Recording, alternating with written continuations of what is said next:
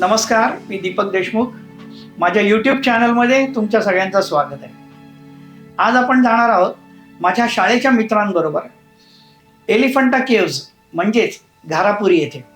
आज आम्ही आहोत देवेंद्र पाटील. आज देवेंद्रचा वाढदिवस पण आहे. वासुदेव भडवलकर, संजय कर्वे, विलास केणी, सुनील पाटील, मिलिंद केळकर आणि मी दीपक देशमुख. गेटवे ऑफ इंडियापासून समुद्रमार्गाने अवघ्या 16 किलोमीटर अंतरावर ही लेणी आहेत. आजचे हे आउटिंग प्लॅन केलंय आमचा मित्र संजय कर्वे यांनी. जाणून घेऊया संजयकडून. ही जी ट्रिप आहे ना एलिफंटाची वगैरे, ती मी जवळजवळ 10 वेळा केलेली आहे. आता नॉट नेसेसरीली मी त्याच्यानंतर मॉन्डेघरला गेलोय किंवा बगदादीला गेलोय, नॉट नेसेसरली 6-7 वेळा गेलेलो असेल. आता कुठच्याही ट्रिपचं सुरुवात जी असते ना ही आदल्या दिवशीपासून आपल्याला करायला लागते इंडिव्हिज्युअली. म्हणजे लाईट जेवायचं आदल्या दिवशी, सो दॅट तुम्ही नेक्स्ट डेला फ्रेश असता. सकाळी टाईमवरती तुम्ही उठून त्या ठरलेल्या टाईम स्लॉटला येणं महत्त्वाचं आहे. कारण कुठच्याही ट्रिपमध्ये टाईम मागे पुढे झाला ना तर सगळं तुमची फन निघून जाते. Irrespective of the spot being very nice, food being very nice, drink being very nice, काही सक्सेसफुल होत नाही. तर जनरली ह्या एलिफंटाच्या ट्रिपमध्ये 9 वाजता तुम्ही टच करायचं असतं तिकडे, सो दॅट पहिली लॉन्च तुम्हाला मिळते. पहिली लॉन्च मिळण्याचा एक फायदा असतो, एक तर डोंगर कमी तापलेला असतो, माणसांची गर्दी नसते, तुम्हाला हेड स्टार्ट आधीच मिळालेला असतो. ठीक आहे, ते मिळालं की फर्स्ट साईट इज हे पोल्युशन फ्री ॲटमॉस्फिअर आहे हे समुद्रातलं. तुम्हाला पहिल्यांदा नेव्हल फ्रिगेट्स दिसतात, ज्या बऱ्याच उभ्या असतात. आत्ता सध्या आम्हाला बघायला नाही मिळाल्या, पण त्या बहुतेक सगळ्या एक्झरसाईजला गेलेल्या होत्या. नाही तर 4-5 तरी फ्रिगेट्स असतातच. एक मोठं टँक हे असतो ॲम्फिबियस शिप, INS जलअश्व, ही इन्व्हेरिएबली असतेच तिकडे. आता पुढे गेलं की बुचर आयलंड लागतं, ऑइल जेटी लागते. त्याच्यानंतर बऱ्याच वेळा काय होतं की आपल्या ज्या फ्रिगेट्स असतात ना त्या क्रॉस होतात आपल्याला आणि त्या हॉर्न वाजवतात मोठा, आणि ते खूप छान साईट असते ती. सीगल्स असतात, JNPT वरून निघालेले टँकर्स आपल्याला क्रॉस होतात. मग तुम्ही एलिफंटाला पोचलात ना की तिथे टॉय ट्रेननी तुम्ही जायचं. आयदर तुम्ही केव्जला जायचं किंवा राईट साईडला डोंगर चढायचा. तिथे 2 तोफा आहेत.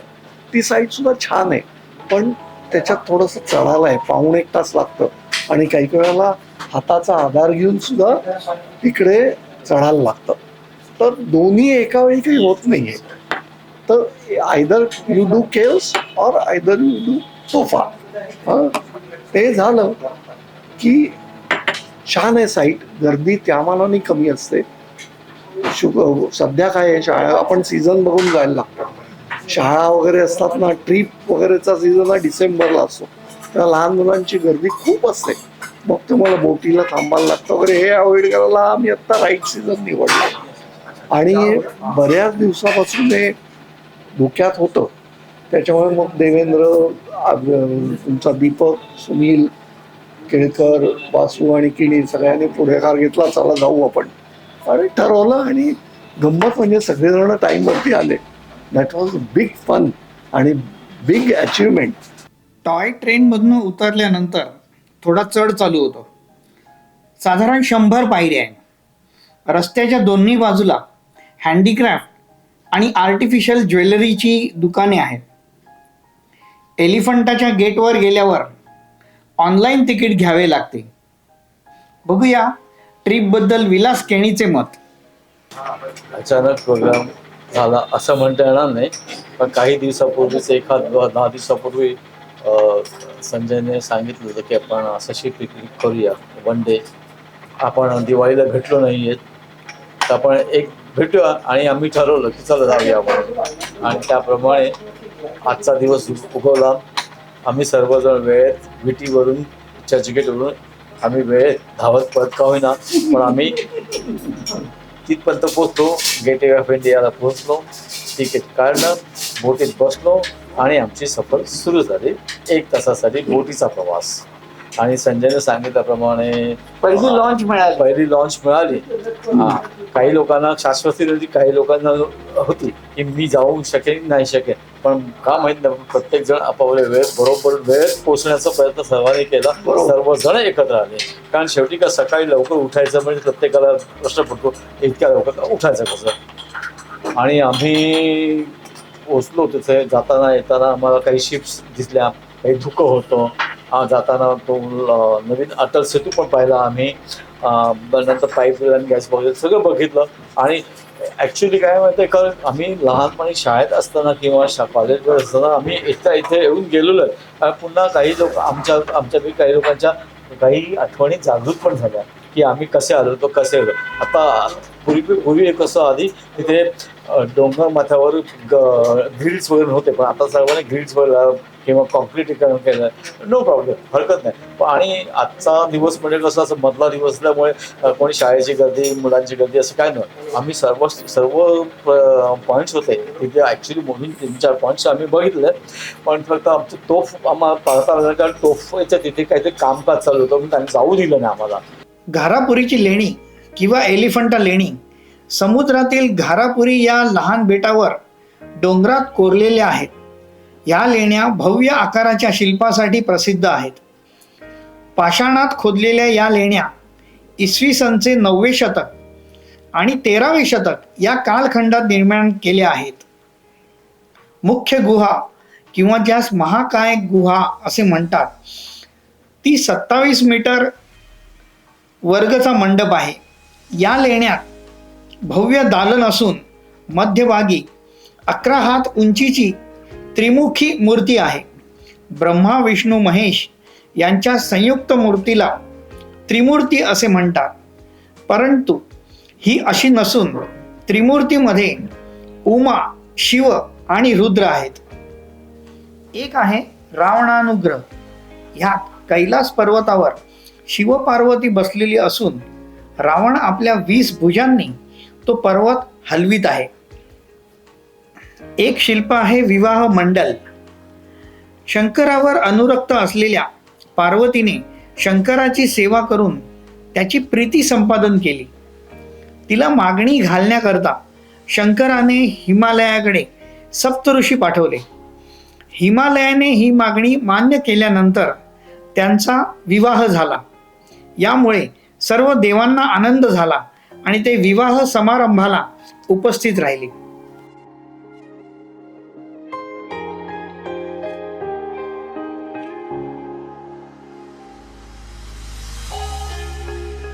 बेचकिनी संजयला मारते.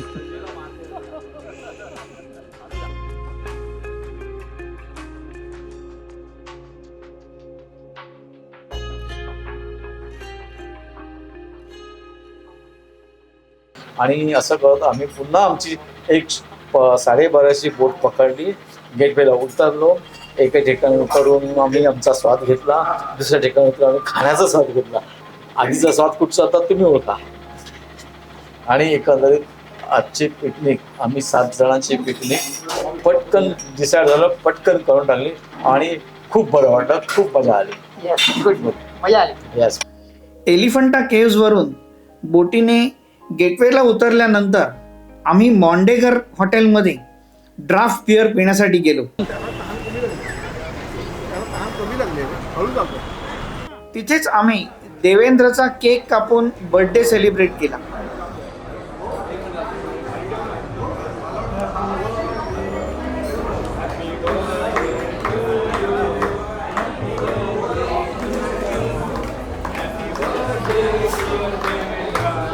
Happy birthday to you. अरे वाह वाह वाह.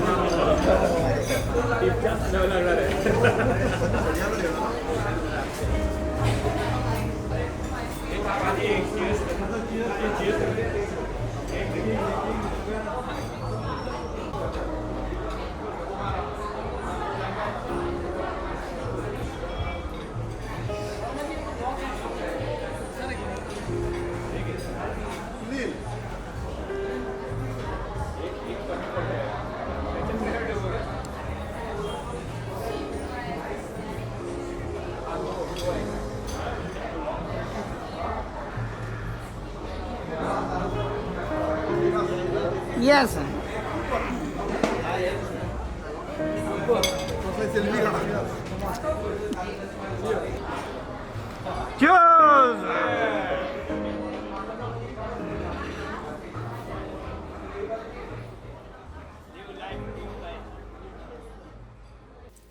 आणि त्याच्यानंतर आम्ही हॉटेल बगदादीला जेवायला गेलो. तिथे आम्ही तिकडची स्पेशल अफगाणी रोटी म्हणजेच खाबूसचा आस्वाद घेतला. शेवटी एलिफंटा केव्सची सांगता आम्ही कैलास पर्वत हॉटेलला आईस्क्रीम आणि कुल्फी खाऊन केली. असं हे आमचं आउटिंग संजयनी प्लॅन केलेलं एकदम मस्त झालं. देवेंद्र म्हणतो तुम्ही येत जा, तुमचे काहीही प्रॉब्लेम असतील तर आपोआप सॉल्व्ह होतील, नाहीतर आपण ते संगनमताने सॉल्व्ह करू. जे काय प्रॉब्लेम आहे ते आपण बोलून ट्रान्सपरंटली बोलून आपण सॉल्व्ह करायचा प्रयत्न करूया. आणि मुंबईत भेटा, मुंबईच्या बाहेर जा, जे काय प्रॉब्लेम आहे ते आपण सहकार्याने सोडवू शकतो असं मला वाटतं. असं काय म्हणणं आहे, आपल्या लोकांना कम्फर्ट, आपल्या ग्रुपमध्ये कम्फर्ट वाटतो. शाळेतली मुलं जी येतात आपल्याला ग्रुप वाटतात, प्रत्येकाला आपण कम्फर्ट फील करतो असं मला वाटतं. आणि कोण सगळे आपण शाळेतच आहोत असं अशी भावना निर्माण होते ग्रुपमध्ये असं मला वाटतं. आपण सगळे संजय, आपण सगळेजण शाळेत असल्याची भावना आहे, म्हणजे त्यात काय असं कोणाला असं ऑकवर्ड फील होत नाही असं मला वाटतं. मग आम्ही टाईमवरती निघालो सुद्धा. मग आम्ही तिकडे मॉन्डेगरमध्ये मोठे टॉवर्स मागवले, रिफ्रेशिंग, रिलॅक्सिंग.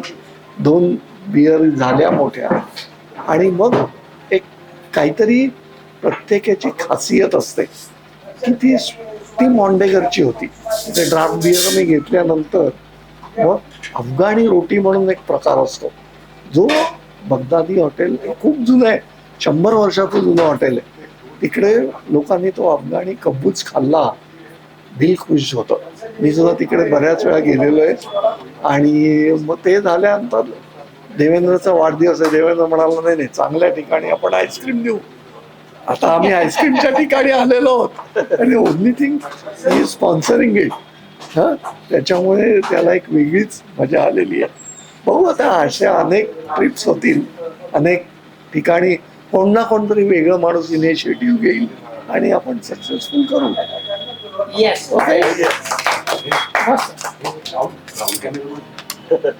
व्हिडिओ आवडला असेल तर लाईक करा, शेअर करा आणि असेच अनेक व्हिडिओ पाहण्यासाठी सबस्क्राईब करा. आणि हां, बेल आयकॉन दाबायला विसरू नका.